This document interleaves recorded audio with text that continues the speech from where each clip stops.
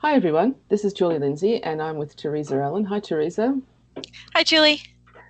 So we're running this session to share with you some ideas about building an online community with Yes, global collaborations. And Theresa is the main provider of information during this session, and I'll come back towards the end. So this is being run by Flat Connections. You can find all the information about Flat Connections at flatconnections.com.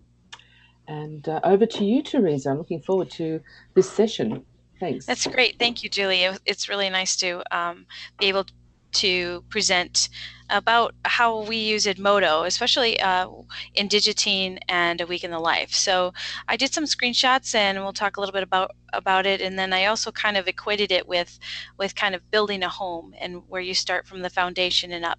And that's kind of what Edmodo helps you do.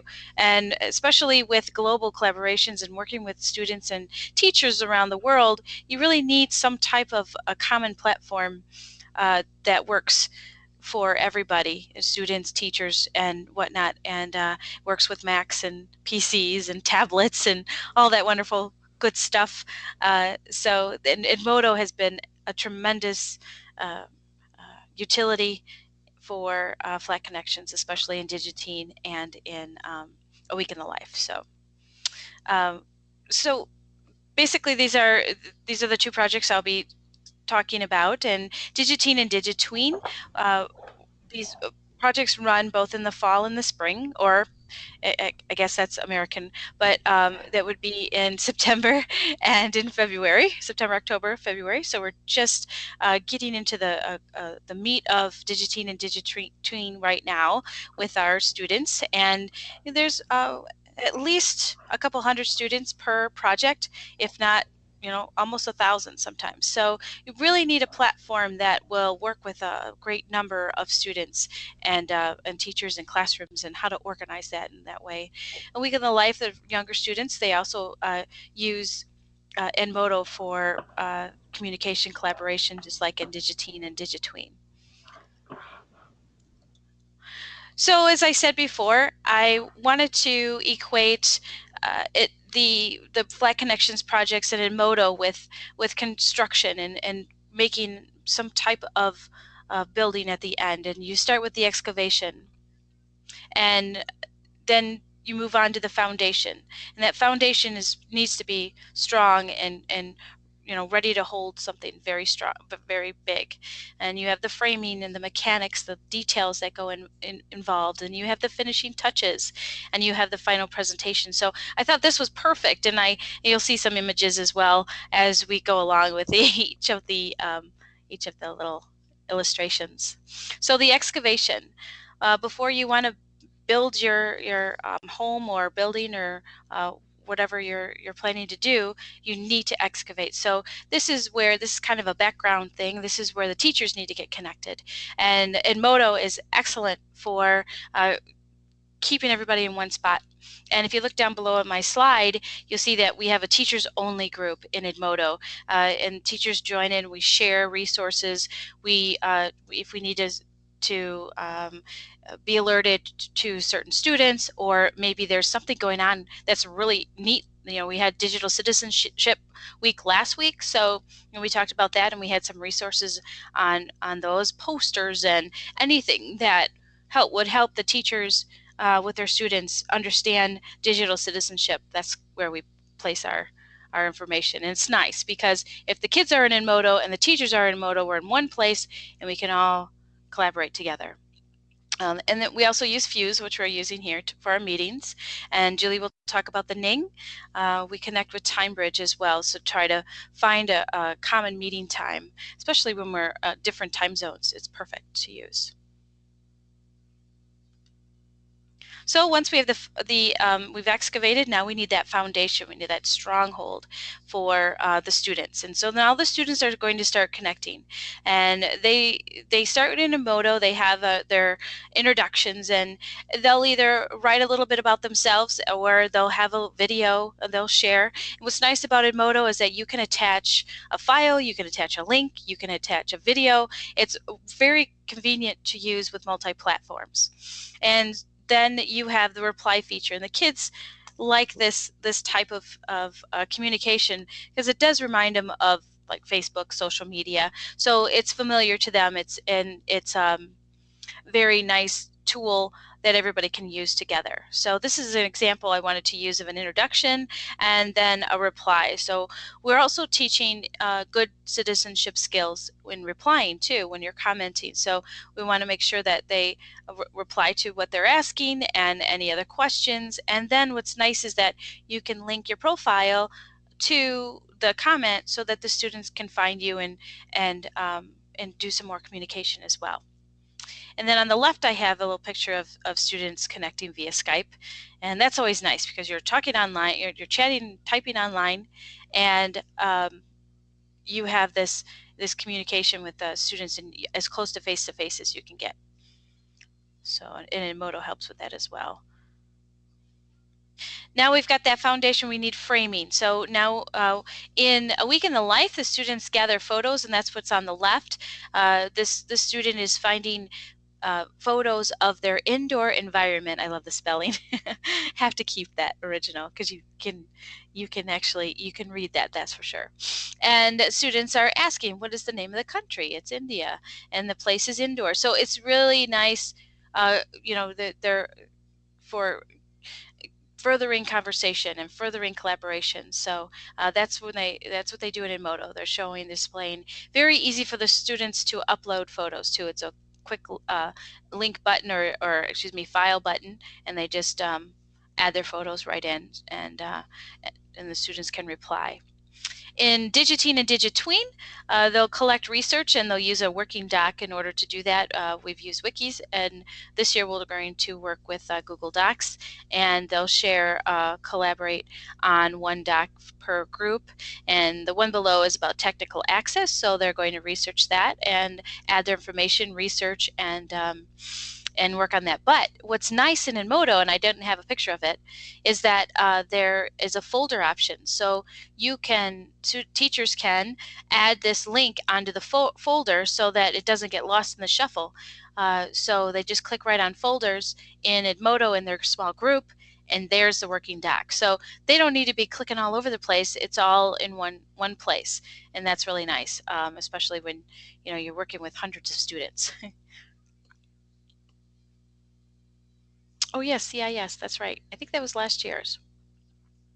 So now for the details, we need to get the electrical in. We need to get all the framing and things like that. The inside stuff that you don't see but is very important. So that's what the teachers are doing in the background, especially in Edmodo. We're fostering discussions, we're modeling skills. So Helen had some really great resources just recently. One was just getting discussions going. So she has an assignment that she put in. You not necessarily have to use assignment feature, but she did, and she added a video, and then students would reply in small groups or in class and foster discussion. So wonderful example of using Edmodo with Digitine and Digitween. Yes, Helen is my right-hand person in Digitween. And on the left, there's alert features, and sometimes we need to remind students how to properly form a sentence or their name or things like that. So that's what Helen is alerting the students to in those two boxes on the left. So we don't want them to use last names. We want to make sure that their school name is on there so we can find them easily. The students are trying to see if they can meet somebody from another school, and it's really nice to have their school code. So a school code for Helen's school, the Wellington School, is TWS. So the students put TWS after their first name in their profile. Then it makes it easier for other students and teachers to find students from that school. So very, very easy to work in Edmodo. All right, so we got the electrical all done. Now we need to get the drywall up and almost ready. It almost looks like you can move in, but not yet. We need to do some research. It's all ready for us to get the meat of the project in. So especially in Digitine, we move them into smaller groups, and they have awareness and competency groups. And there's some examples of the awareness groups on the left. Edmodo allows you to move students in multiple small groups if you wanted to, and it fosters more collaboration, and then you're not looking on the long thread of comments. What do I need to find? So that is very nice to use with Edmodo, putting them into small groups and getting and fostering that collaboration. And an example of sharing research, the student from CIS again, is ways to stay safe online. So this person was giving their information of the research, and then there's some comments afterwards. So it's sharing of research and commenting and making that information more accessible and perfect, so that when you put it on your final project, you all have this working doc together.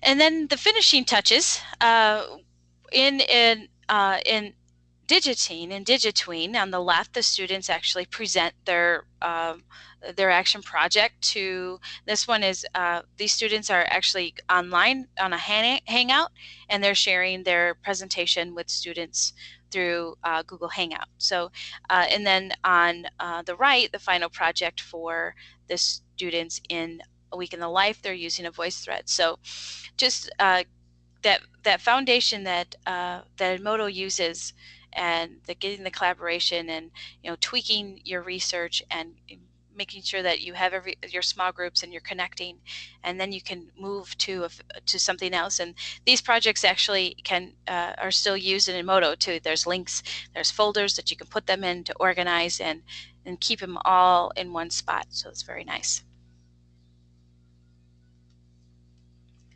Okay. And this, you have your finishing touches, and now you've got your home, and you can celebrate now. So in Digitine and Digitween, we do a summit, and these are just a couple slides that students have used for their awareness groups, and they represent a photo of that group. And this is actually being used with presentation or slides, but the information that was gathered was started in Edmodo, moved to the wiki, and then moved to that. So it's a great stepping stone for use with other projects and finalizing.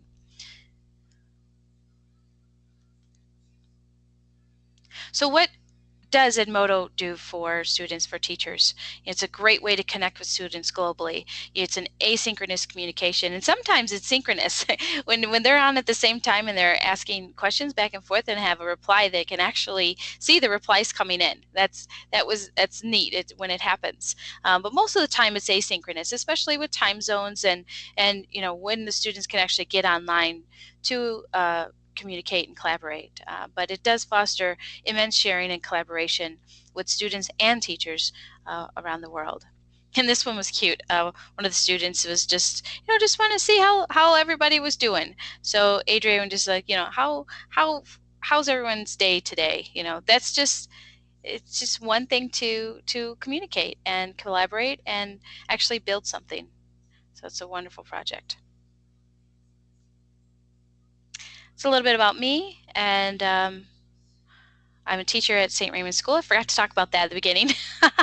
My Skype and Twitter ID, if you'd like to connect, more than happy to connect with my students. I teach 3-year-olds to 14-year-olds actually, and I also teach teachers. So would love to connect and foster more communication and collaboration. And I think that's it, Julie. So over to you. Yes, thanks, Theresa. That was great. I love the way you've structured that, thinking about building a house, the framework, and the putting in the different pieces and developing it. So Edmodo really is such a versatile tool. And I'm going to go back to your profile there just for a minute, because I love the way that you said you're a classroom flattener by night, right? Classroom flattener by night. School teacher by day. Yes, right. So no, that's great. And actually, Edmodo it just seems to be getting better and better. So it's just, and I love the images that you had of the interactions between the students and the versatility that tool has. And we're using it for A Week in the Life, Digitine, Digitween, etc. So I just wanted to hop in now and just very briefly talk about the use of the Ning for flat connections projects. because Ning has been around, I think, longer than Edmodo. Actually, I've been using the Ning for many, many years. Of course, years ago it was a free tool. Now it's not free, but it has developed into an excellent tool for connecting students. So similar to what you were showing us with Edmodo, you can see on the right-hand side, my screenshot is the Flat Connections Global Project Ning, the front page there as it looks at the moment. And this is a high school project. So the Ning is really for students over 13 years old. And we run the Ning so that it's totally public. So Edmodo is a little bit different. It is passworded, though you can make some pages public through Edmodo, but the Ning, we've made it completely public. So students are aware, teachers are aware that they're in there, and if the world wants to see what they're doing, it can come in at any time. As you can see, the screenshot on the left there is similar to what you were showing us. This is actually the activity stream and things that students were doing. Left a comment, posted a group, posted a video, etc. So they're still posting their handshake videos and getting to know each other. We've got about 200 students in the project at the moment. This is the FCGP 14.2, and you can see all the links on the screenshot there that lead to different parts of the Ning and other places that they need to be. So, we do build a community similar to what you do in Edmodo for these students, for the students and the teachers. What I like about the Ning also is that it does have a chat facility. So students, you were talking about postings going so quickly it almost felt like synchronous, and that's great. The Ning actually has a synchronous chat, and I just grabbed this last week, I think it was. It was evening in Australia. We have a classroom from Adelaide in the project at the moment, so it was evening in Adelaide, and these US students were actually in class, so they were having a chat. Anne Rooney's the teacher there, and Sherry was another teacher from the US, and the students are chatting around that as well. So that's always exciting to see when the students across the globe can grab some chat and just reach out and see who's there and get to know their team members better as well. So the other thing we use a Ning for is to build teacher community for Flat Connections, and this is a different Ning. It's actually the flatconnections.net Ning. And you can see on the left-hand side, that's the front page of that Ning. It's a way of sharing information. It's a way of bringing teachers together who are interested in connected and global and collaborative learning. And we do different things in this Ning. It's not a particularly large community when you look at some of the other educational communities out there, but it is a community where people can find out more about global collaboration. And on the the right-hand side, there's just a screenshot of one of the online courses that I'm running at the moment, which is the Flat Connections Global Collaboration Primer. And that's that's a 4-week course that gets people onto the Ning, connecting and collaborating and communicating and just finding out more about how to go global, basically, and whether that's a good thing for them and their class. Or we've also got some teachers there who are supporting classroom teachers who are already in our project. So they're just learning more about how they can play that supportive role. So the Ning is great for creating groups. So you get these little communities within the larger community. And you can see here on that right-hand side, we've got our own private discussion forum within that Global Collaboration Primer group, which is part of the whole large Ning community as well. So that's about it, I think, from me. Flatconnections.com is where you'll find all the information about the projects. Flatconnections.net, of course, is the teacher community. We invite you to come and join that, and please come and interact with us. And if you need to know more, admin at flatconnections.com, and that's my details down there as well. So I don't know, Theresa, what do you think? Ning or Edmodo? It's a bit of a competition. What do you think? Well, when you're working with younger students under 13, Edmodo for sure. But Ning is a very nice step for older students to, when it's public, they need to know that other people can, around the world, anyone can see this. So they have to have the correct skills. So what's nice is that, if schools are thinking of doing any of these Flat Connections projects, since you can even start with kindergarten, just learning digital citizenship skills and moving up and advancing. You're learning something new every time. And once you can get to one of the Flat Classroom projects, working on the Ning, being more independent, it's a lot easier, I think. It So is, yeah. I don't know which one would be better because it doesn't matter what age, um, That's right. and if they're ready, if they're digitally, ready to do this type of work. So, That's right. um, And I think the important thing that you pointed out, of course, is this is part of the structure of developing a global collaboration because you need this community, you need this foundation and the scaffolding of the framework yes, to build this yep, learning community so people have a place to go. I really feel right, very strongly about this. I know you do as well. I People do. need a place to go. That's where I'm going. I'm going to Edmodo or I'm going to the Ning. I will find my partners there. I can interact with them. I can find out what I'm supposed to be doing there. And if you need to launch out to a wiki or a Google Doc, you do that. But the Ning or Edmodo is the starting point. You need a base, yeah. Yeah. And teachers, especially when they're first starting out, when you have a lot of places for them to go, they get a little confused. So to streamline everything into one place is really nice too. Then Mhm. they can go to that one place and they'll be, set. And that's kind of, and you learn by doing. And and once a teacher starts with their class, and the next year is so much easier. But it's still, and it's good to know different types of tools as well. Yes. So and Moto also, I didn't say this, connects other apps and other Mm. software. Projects that you can do like Pixton or any type of let's say you want to do a final project or whatever, that could also be launched from Edmodo. So Mm. you don't need to have certain usernames and passwords too. You can start at Edmodo and launch from there, so that's nice. It's a That's nice excellent. feature. And I didn't say the Ning, of course, is excellent for embedding videos and actually uploading videos as well. So that's I was thinking about that. the Yeah, Ning is great for multimedia. Yeah. Mm. the kids do a wonderful job with that too, with Mm. their projects and adding that type of um, Mm. project to them. Yeah. Absolutely. So And I I wish there think was someone with. Go ahead. sorry, I was just going to say, I think it's taken, Flat Connections, it's taken us a while to realize, and through many semesters of experience, through implementing and managing projects. And Theresa, you're a project manager, so you have direct experience over many Mhm. semesters now with this, that it really makes it easier for teachers to have the one place to go Yeah. and to have that as their starting point.